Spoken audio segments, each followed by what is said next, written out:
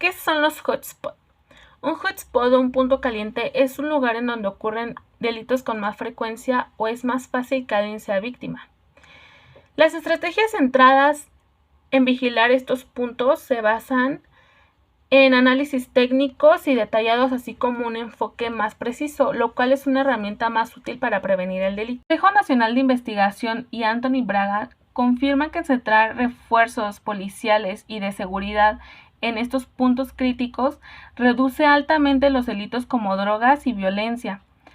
Sin embargo, estas prácticas pueden causar rechazo entre la sociedad, ya que pueden llegar a tener la sensación de control excesiva por parte de las fuerzas policiales en la sociedad. Por ello es muy importante y se recomienda combinar la vigilancia de los policiales con la comunidad, es decir, que debemos involucrar a la sociedad en la solución de problemas para mejorar la percepción de la seguridad. Y esto puede cambiar la percepción de la policía y su legitimidad. Una opción policial efectiva debe equilibrar estrategias que se basen en datos con acercamiento a la sociedad, y esto puede maximizar resultados positivos y puede prevenir que haya consecuencias negativas, como que el índice de los delitos sea más alto. Teorías influyentes en el análisis de los hotspots. La teoría de las ventanas rotas es una teoría muy conocida y muy influyente, ya que ha llevado a organizaciones policiales a crear estrategias de seguridad, más en la ciudad de Nueva York, ya que cosas como tirar la basura en vía pública, beber en vía pública y beber en vía pública, así como crear grafitis y la suciedad en general, dan la impresión a las personas que todo está permitido, lo cual no es así. Y es por eso que los hotspots en estos casos es importante para la reducción de posibles delitos que estas conductas puedan generar. También la teoría de la oportunidad nos dice que el comportamiento de una persona depende de cómo es la relación con su entorno social, lo cual nos lleva a que cuando alguien quiere cometer un delito busca una oportunidad o que el momento sea más fácil. Por eso algunos lugares son más propensos a que haya un mayor nivel de inseguridad. Por ejemplo, cuando hay alguna fiesta en donde los jóvenes tienen altos niveles de alcohol y de drogas en su cuerpo, hay más riesgo de que existan peleas y agresiones.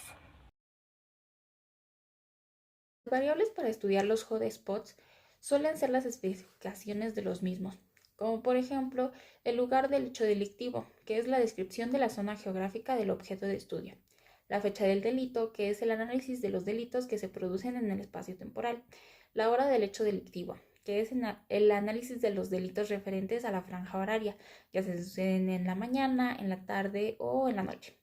El tipo de hecho delictivo. Este es el análisis de la tipología de los delitos, ya sea si suceden más robos, homicidios o violaciones, cual sea su tipología. En los barrios vulnerables, que es el análisis de la situación actual del barrio o de la zona que va a ser objeto de estudio.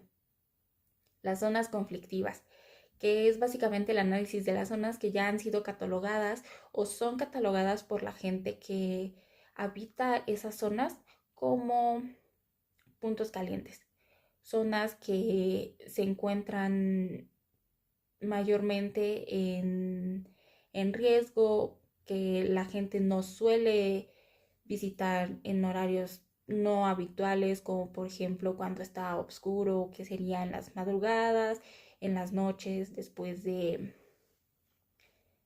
sus jornadas laborales. Las variables del desplazamiento del delito también son importantes al momento de verificar un hotspot. Esas pueden variar dependiendo del delito, si es el que se desplaza o es el que se desplaza el delincuente. El desplazamiento espacial es cuando los delincuentes mueven sus actividades a otros lugares. Ahí ya cambiaría de lugar el hotspot, se mudaría. También existe el desplazamiento temporal, que es cuando los delitos cambian de horario, o el desplazamiento delictivo, que es cuando los delincuentes cambian de tipo de actividad. El desplazamiento metódico o táctico, que es cuando los delincuentes cambian su modus operandi. Y en esto básicamente se resumiría lo que son las variables de los hotspots. Yo les voy a hablar sobre las técnicas de análisis de criminalidad de hotspots y su utilidad. En primer punto nos encontramos con las medidas de tendencia y dispersión. Dentro de estas se encuentran 3 puntos en donde se encuentra el centro promedio, que es el que representa la intersección del promedio de la coordenada X con la coordenada Y.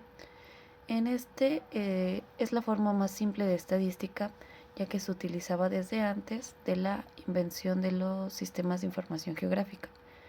Después está el centro medio o mediano. Este es el punto que tiene un 50% de los casos localizados. También sirve para comparar las distribuciones espaciales entre distintos tipos de delitos. En este la utilidad reside en poder establecer de una forma preliminar en qué parte de la geografía es más probable que ocurran los delitos. Después están las elipses de desviación estándar. Estas son de utilidad para representar el grado de dispersión, pero además indican la direccionalidad de los incidentes. Por ejemplo, para identificar una posible relación entre los delitos y un conjunto de entidades, como puede ser los bares, los locales, inmuebles ocupados, etc. Después nos encontramos con el número 2, que son las pruebas de agrupamientos, clustering. Pruebas de agrupamiento o clustering. Aquí un hotspot puede aparecer de distintas formas y a diferente escala. Puede haber edificios o locales muy problemáticos, calles con una alta concentración de incidentes delictivos o áreas que integran varias calles o un barrio completo. Después nos encontramos con el análisis de densidad de kernel. En este análisis no es un análisis como tal de hotspots, sino un método de interpolación que se utiliza para calcular la probabilidad de que ocurran los eventos en un área determinada identificada. Bien, yo les voy a hablar sobre las herramientas geográficas para identificar los hotspots. Los hotspots se pueden llegar a presentar en diversas áreas, como edificios, banquetas, calles, colonias, casas, etc. Pero es importante contar con herramientas geográficas para poder hacer una identificación correcta. Estas herramientas geográficas también nos ayudarán a organizar información y planificar las intervenciones que se harán para resarcir estos puntos críticos. Además de que nos pueden ayudar a hacer análisis de información sobre la delincuencia que se comete por los diversos actores que se presentan en las entidades. Anteriormente, las herramientas geográficas que se utilizaban eran mapas colgados en la pared, donde los puntos calientes o los hotspots se identificaban con tachuelas. Hoy en día nos apoyamos de la tecnología y es así como han creado programas específicamente para el análisis criminal, así como ahora se manejan mapas digitales.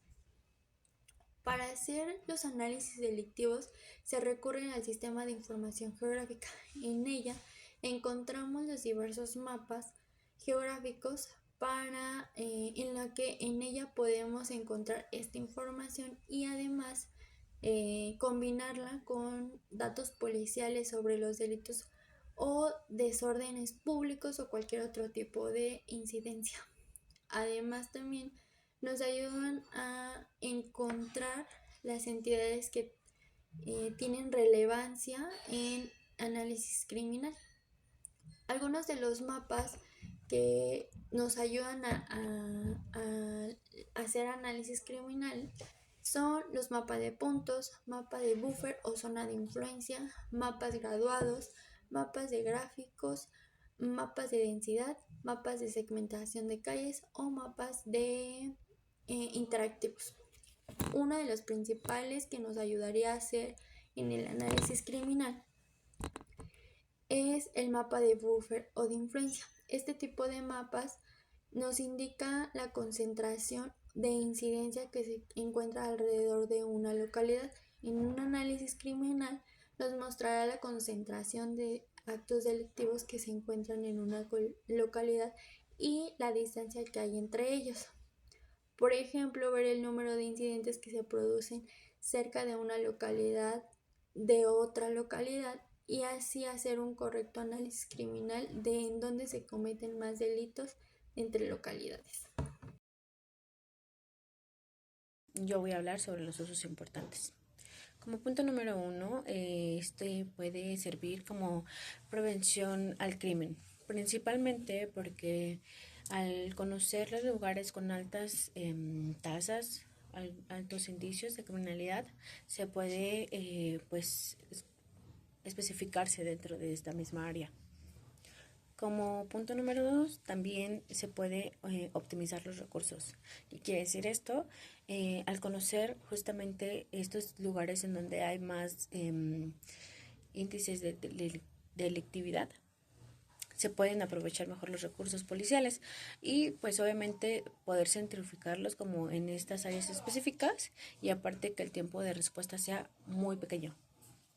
Como punto número 3, también esto se puede analizar patrones, principalmente que se haga como un estudio de todos los comportamientos o los delitos y sobre eso se puedan estar previniendo los próximos o posibles próximos delitos. Como punto número 4, es importante también o esto estaría ayudando para que se puedan generar estrategias mejor dirigidas, que sean más efectivas principalmente, ya que al conocer los patrones se pueden tomar justamente pues cierto tipo de prevenciones. Como último punto, es justamente la colaboración comunitaria, es decir, ya obviamente la seguridad que se está brindando de la seguridad pública, esto también puede ser aplicado con la comunidad. Obviamente, pues conociendo que la comunidad también está cansada de pues sufrir crímenes. Y con esto pues ya se podría hacer un trabajo en conjunto principalmente.